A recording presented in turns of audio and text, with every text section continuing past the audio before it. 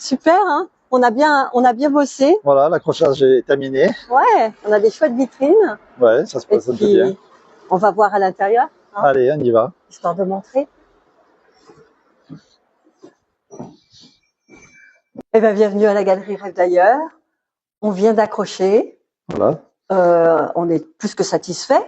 Oui, merci Johan de m'accueillir à la galerie d'ailleurs également. On est ravis parce qu'il faut dire que Jean-Luc Pantel, en fait, a été permanent en 2019 à la galerie. Voilà. Donc, il avait pris tout le fond de la galerie. On était ravis. Juste avant le Covid. Oui, en plus. Et on connaissait ta richesse de créative. Donc, ravi évidemment et beaucoup de curiosité de revoir le travail de Jean-Luc dans ces lieux. Alors, Jean-Luc, on va commencer par parler parce qu'il y a beaucoup de choses à voir. Par exemple, cette histoire de bâche qui est assez incroyable déjà. Et puis, pourquoi pas parler de cette bâche et de ce dessin, ce collage. Oui, en fait, c'est un collage que j'ai fait d'abord en première intervention, avec des papiers que j'ai peints sur un fond noir. Peint. Et oui, des papiers que je peins moi-même. Voilà. Et puis j'ai assemblé des formes. Et puis au fur et à mesure que ça s'est précisé, j'ai trouvé que ça ressemblait plus ou moins à une sirène en fait. Voilà, puis je me suis arrêté là, en utilisant les primaires. Tu l'as nommé Ella d'ailleurs. Elia, ouais. Et du coup, j'ai reproduit sur des bâches de camions de pompiers qu'on m'avait donné. Quelque chose qui te tient à cœur depuis un moment, la bâche de ouais, on m'a donné il y a plusieurs années, et du coup, c'est des amis qui m'ont donné ça, et ça me fait plaisir de peindre sur ce support sans châssis, en fait. Voilà. On est dans une tenture murale. Tenture murale, voilà, où on est libre de peindre, ou de déborder ou pas. Ouais. Et j'ai reproduit donc ce personnage féminin là, que j'aimais bien. Voilà. Avec des points de lumière qui permettent des fois de rehausser un peu le fond ou donner de la couleur à un côté plus sombre. Et ce fameux signe-là, non, parce que ce signe est imprimé dans la bâche. Ah. Et quand je n'ai pas pu l'enlever, alors je l'ai exploité pour. Et voilà. Voilà. C'est ça. Un 8 tu t'adaptes à la situation. Tout à fait. Qu'il arrive. Voilà. Très bien. Les deux points forts, bon, la couleur. Oui. Mais et surtout peut-être les paysages. Les paysages. Qui sont liés au voyage. C'est pour ça que alors, ça peut être lié à des voyages ou des randonnées, comme Compostelle, qui est derrière vous. Ça, c'est vraiment Compostelle. Voilà. Ouais. Sinon, ça peut être des paysages imaginaires comme celui-ci, ou ce paysage, où j'ai retranscrit un arbre qui est vers chez moi, là-haut, vers Saint-Gémalifaux, après l'Agé.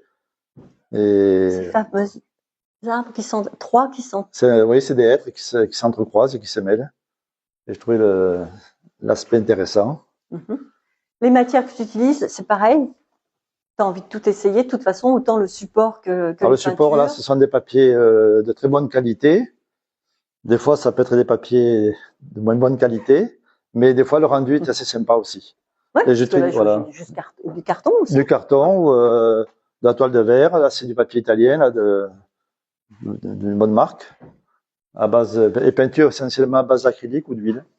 Je travaille. Voilà. En plus du collage qu'on a vu tout à l'heure. Du collage, ça peut arriver. Les encres, ouais. Dans les parties un peu, voilà, dans les parties colorées ou bon, j'ai fait des dessins, mais en format plus petit. Mais dans les formats un peu plus grands, c'est souvent de la peinture et de la peinture. C'est ce que tu préfères. Tout à fait. T'as tes couleurs à toi? Ben oui, elles reviennent. Fétiche. Elles reviennent sans trop se poser la question, elles reviennent naturellement. Très bien. J'adore cet oiseau. Une oie peut-être? Oui, qui s'envole, qui part peut-être vers Compostelle. Un envol, j'appelle l'envol. Oui, parce que on peut en parler. Tu as fait un long voyage sur plusieurs mois, non? C'était en 2023, entre le 15 mai et jusqu'au 7 août, depuis Saint-Jacques-de-Compostelle jusqu'à l'océan. On a continué. C'était absolument nécessaire cette balade pour toi, justement pour ta peinture. Est-ce qu'elle t'a... Ouais, je pense que ça a apporté, ouais. Puis même ça enrichit quand même personne parce qu'on voit des paysages différents. Donc tu stockes tout ça. Voilà, et puis ça peut se traduire par un vol d'oiseaux ou par des croisements de chemins ou des croix qu'on a vues sur les chemins, etc. Tout un parcours comme ça. Tu me l'as dit tout à l'heure, c'est où ça du coup? Mais ça, c'est justement à l'arrivée, c'est la basilique de la cathédrale de Saint-Jacques-de-Compostelle, Santiago. D'accord. Là-bas, au bout de l'Espagne, en Galice. Très bien. Et Et la croix que j'ai représentée en dessous, là, en base de crayon de couleur et d'aquarelle, c'est en fait, dans les églises, là-bas, il y a ce qu'ils appellent des trésors. Donc, c'était des pierres semi-précieuses qui sont enchâssées dans du plomb ou de l'argent. Et voilà. Donc, magnifique. C'est un petit souvenir. Avoir vraiment envie de reproduire ce que tu as vu. Voilà, ou même un peu le transposer ou le transformer. Aussi. Voilà, oui, aussi. Pour garder sa liberté d'artiste. Voilà. Ouais, c'est sûr. Et puis de partager ça du coup avec les gens, parce que ce que tu as vécu toi, par exemple, c'est l'occasion, tu as un support pour parler de toutes ces belles choses. Et, tout à fait. Hein, parce que c'est ça aussi être artiste. Hein, il y a beaucoup dans le partage. Ah ben ouais, le partage, l'observation. Oui. Et puis le partage avec ceux qui voient. Montrer. Tout à fait. Le regard des autres. Façon, bien sûr. Alors c'est ce bel oiseau. Effectivement, on a une petite série là de dessins qui sont a priori assez différents, d'une technique différente en tout cas. Oui. On a là, par exemple, du bic.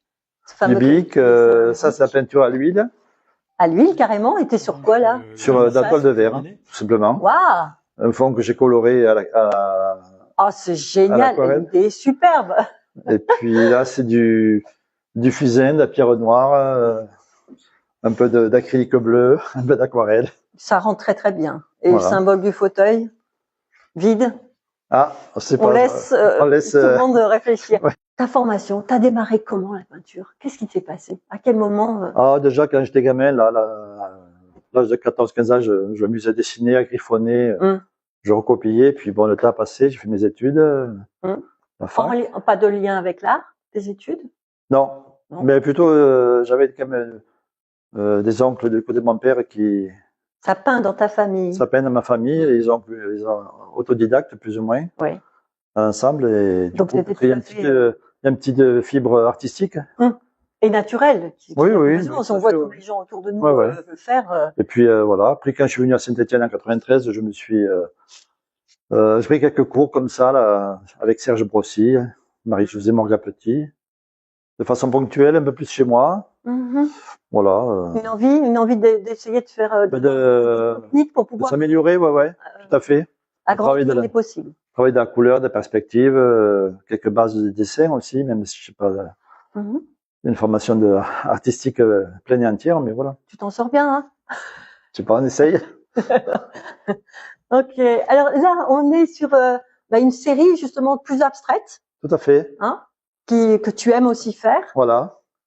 Pareil, on est dans de l'encre, peut-être encore des... Il y a du bic. Alors là, peut-être la partie colorée, cette ligne colorée, et pour être légèrement plus ancienne, à part 2 ou 3 pièces qui sont assez récentes. Je travaillais avec un stylo microfine là pour celui-là. Ça c'est pareil, aquarelle, crayon de couleur. Et après là, c'est du bic ou de la stylo microfine. On te demande même, c'est juste parce que tu as ça sous la main et que... Voilà, et puis la forme vient au fur et à mesure. Travailler sous forme de hachures, de petits ronds, de petits ovales. Tu te sens plus libre quand tu fais justement complètement, ouais. Donc ça te fait du bien? Tu équilibres ça, ces séries-là? Puis ça permet à l'esprit de s'évader un peu, de ne pas être sous les contraintes paysages, couleurs, personnages, etc. Jean-Luc, on va s'approcher vers une œuvre qui te tient à cœur, qui s'appelle La Faille.